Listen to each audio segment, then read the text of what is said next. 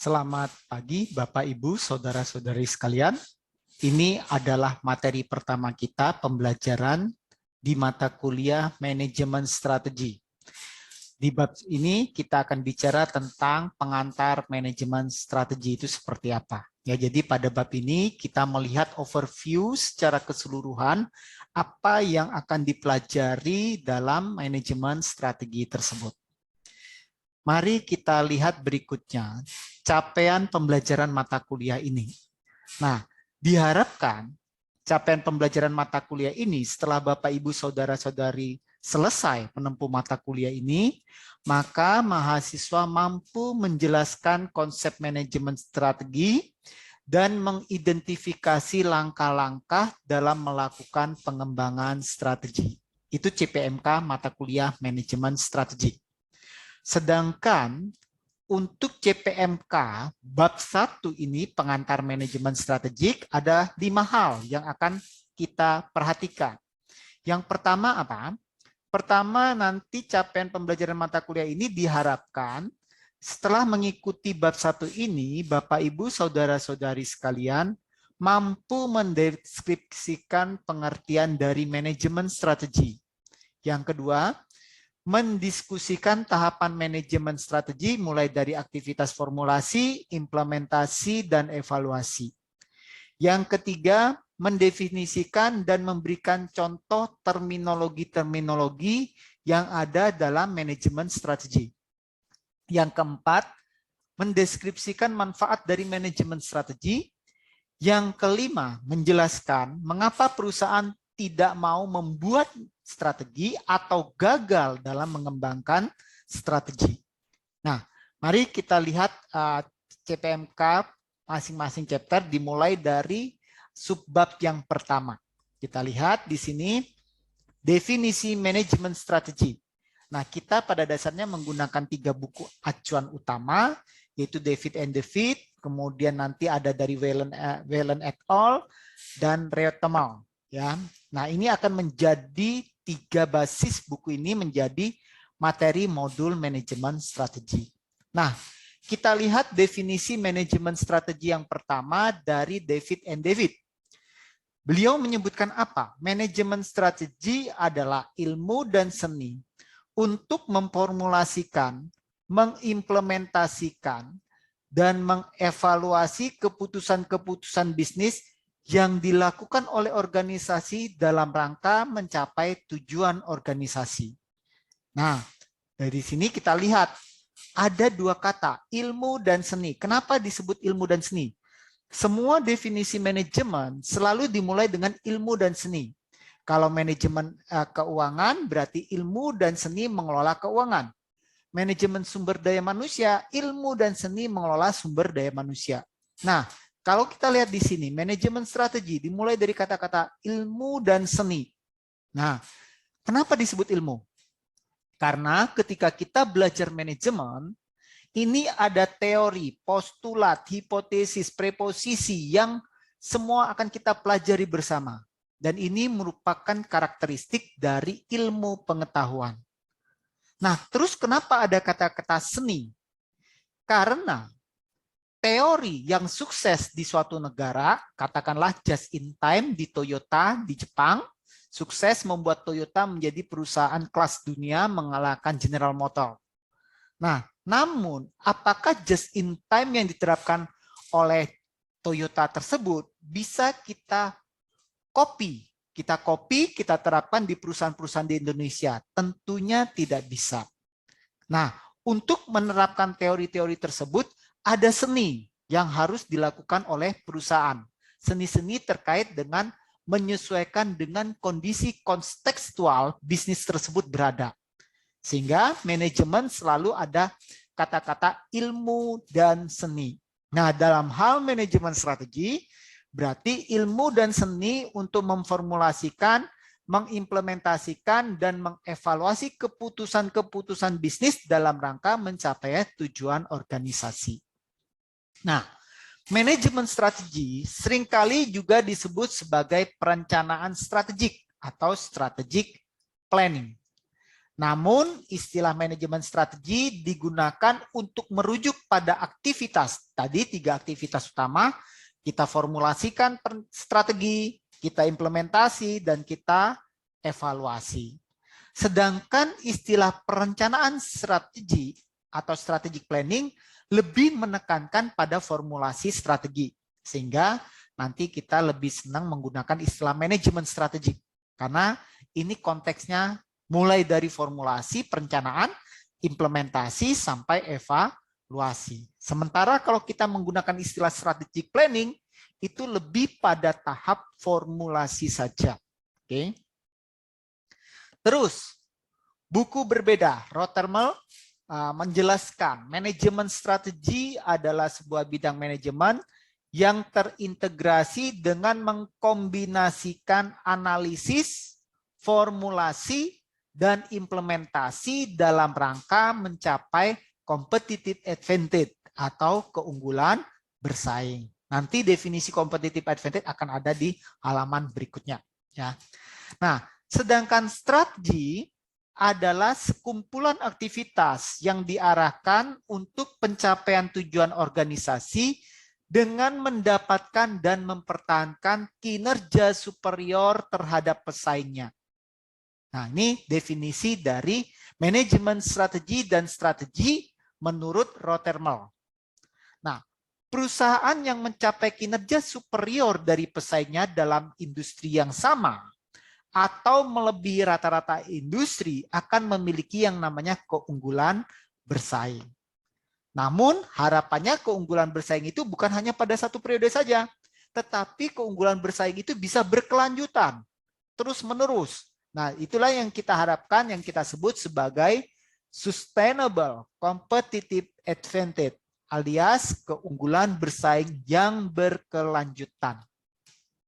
Nah, sementara Whelan et al. Menerjemahkan, mendefinisikan manajemen strategi sebagai sekumpulan tindakan dan keputusan manajerial yang dapat membantu dalam menentukan kinerja organisasi secara jangka panjang. Jadi manajemen strategik melibatkan keputusan manajerial dalam rangka apa? Dalam rangka kinerja jangka panjang. Nah, dari definisi kita pindah ke CPMK kedua, tahapan manajemen strategi. Nah, kalau dari buku David and David itu dijelaskan bahwa tahapan manajemen strategi itu ada 3, formulasi dalam hal ini perencanaan, implementasi berarti penerapannya di dalam organisasi, dan evaluasi berarti bicara tentang controllingnya, ya, bagaimana kita mengontrolnya, ya. Nah, kita lihat satu persatu. Apa saja dalam tahapan formulasi strategi? Nah, di sini kita akan membahas pertama, bagaimana perusahaan mengembangkan visi dan misi, kemudian mengidentifikasi lingkungan eksternal terkait peluang dan tantangan, kemudian menentukan kondisi internal terkait apa sih kekuatan perusahaan ini dan apa kelemahan perusahaan ini. Setelah itu kita akan menetapkan tujuan jangka panjang, terus mengembangkan alternatif strategi. Nah, dari berbagai alternatif strategi yang kita hasilkan, maka kita buat prioritas mana yang akan kita lakukan. Nah, terus di formulasi strategi kita juga berdiskusi, bisnis baru apa yang akan kita masuki? Bisnis apa yang harus kita hindari? Apakah kita akan melakukan ekspansi atau diversifikasi? Apakah kita akan go internasional atau cukup di domestic market? Apakah kita akan melakukan merger atau melakukan joint venture? Nah, terus bagaimana kalau kita mendapat hostile takeover? Jadi ada perusahaan lain yang ingin mengambil alih perusahaan kita. Bagaimana kita mempertahankannya? Apakah kita biarkan kita diambil alih, kita jual perusahaan kita, atau kita harus bertahan? Nah, ini semua ada di dalam formulasi strategi. Berikutnya adalah implementasi strategi. Biasa kita sebut sebagai tahap pelaksanaan atau action stage. Nah, pada saat ini ya, implementasi strategi itu merupakan hal yang paling penting dan sangat krusial. Seringkali kita melihat perencanaan suatu organisasi itu sangat baik, tapi begitu masuk dalam implementasi menjadi sangat keteteran. Lain yang direncanakan, lain dengan yang diimplementasikan. Nah, tentu ini akan menjadi hal-hal yang urgent bagi suatu organisasi agar apa yang direncanakan itu bisa dijalankan dengan baik. Nah, pada tahap implementasi ini, perusahaan menetapkan tujuan tahunannya, annual objektif terkait dengan budget, kebijakan perusahaan, alokasi sumber daya. Sehingga nanti semua apa yang kita telah formulasikan di tahap awal, itu bisa benar-benar kita realisasikan. Tahap ketiga dari suatu proses manajemen strategi adalah evaluasi strategi. Nah, pada tahap evaluasi, maka dilakukan penilaian apakah strategi tersebut berjalan dengan baik atau tidak. Nah, biasanya dalam tahap evaluasi ini, kita akan melihat 3 aktivitas. Yang pertama, meninjau apakah faktor eksternalnya mengalami perubahan yang signifikan. Sebagai saudara ketahui, bagaimana kemarin terjadi pandemi COVID. Orang semua tidak pernah memprediksi bahwa terjadi pandemi COVID di dunia ini. Ya. Nah, tentu itu akan mengubah bagaimana strategi perusahaan dijalankan. Terus bagaimana internal yang ada saat ini? Ada nggak kekuatan-kekuatan tambahan? Ada nggak kelemahan-kelemahan yang tercipta sebagai akibat adanya perubahan lingkungan eksternal tersebut? Itu yang pertama. Yang kedua, bagaimana kita mengukur kinerja pencapaian atas strategi yang telah ditetapkan? Misalnya, saya merencanakan di dalam perencanaan strategik tahun pertama saya adalah mencapai market share katakanlah 60%. Nah, ternyata dalam perjalanannya, kenapa market share itu tidak tercapai? Nah, ini yang biasa kita sebut sebagai analisis variance. Ada varian yang favorable, ada varian yang unfavorable. Kalau varian favorable itu artinya realisasi dari suatu implementasi strategi itu melebihi target yang telah ditetapkan. Disebut unfavorable bila mana realisasinya jauh di bawah target yang telah kita tetapkan. Itu yang biasanya kita pergunakan dalam analisis variance. Yang ketiga adalah melakukan tindakan perbaikan. Ya, tadi telah kita mengetahui ada varians. Targetnya 100 miliar, ternyata tercapai 80 miliar. Apa sih penyebabnya? Apakah memang karena kondisi eksternal yang berubah begitu drastis, atau produk kita yang sudah usang, atau layanan purna jual kita yang tidak bagus, dan seterusnya. Itu akan menjadi evaluasi dalam rangka melakukan tindakan perbaikan di masa yang akan datang. Oke, ini 3 tahapan menurut David and David. Terus bagaimana menurut Whelan? Nah, hampir sama sebenarnya ya. Di sini dimulai dari melakukan peninjauan lingkungan eksternal dan internal. Kemudian kita lakukan formulasi, kemudian implementasi dan evaluasi. Tadi sama persis yang 3 ini, di mana formulasi sebentar, ini kita keluarkan. Formulasi strategi, implementasi, dan evaluasi itu sama persis ya. Nah, namun yang agak berbeda mungkin environmental scanning. Nah, jadi sebelum kita melakukan formulasi, kita melihat lingkungan kita. Nah, apa itu environmental scanning? Kita men-scan lingkungan. Nah, apa sih environmental scanning? Nah, environmental scanning adalah aktivitas kita mengamati, mengevaluasi, dan menyebarkan informasi dari lingkungan eksternal dan internal kepada para decision maker, kepada mereka pengambil keputusannya. Nah, tujuan dari environmental scanning adalah mengidentifikasi faktor-faktor strategi yang dapat membantu dalam pembuatan analisis keputusan strategik perusahaan. Nah, misalnya ada perubahan lingkungan. Nah, apa peluang dan ancaman yang terjadi dari perubahan lingkungan tersebut? Biasanya yang mendapatkan informasi ini tentu orang-orang di lapangan, para sales, itu mereka mendapat informasi pertama dari tangan konsumen. jangan-jangan ada perubahan selera pasar dari para konsumennya. Nah, informasi tersebut harus disampaikan kepada orang-orang inti dalam perusahaan, dalam hal ini tim manajemen, agar bisa dilakukan penyesuaian-penyesuaian. Nah, dalam melakukan environmental scanning, biasanya kita melakukan analisis yang kita sebut analisis SWOT. SWOT itu singkatan dari Strength, Weakness, Opportunity, and Threat. Strength itu bicara tentang kekuatan, weakness bicara kelemahan, opportunity bicara tentang peluang-peluang, dan threat itu bicara tentang ancaman. Nah, kalau dari definisi SWOT ini sebenarnya ada dua bagian.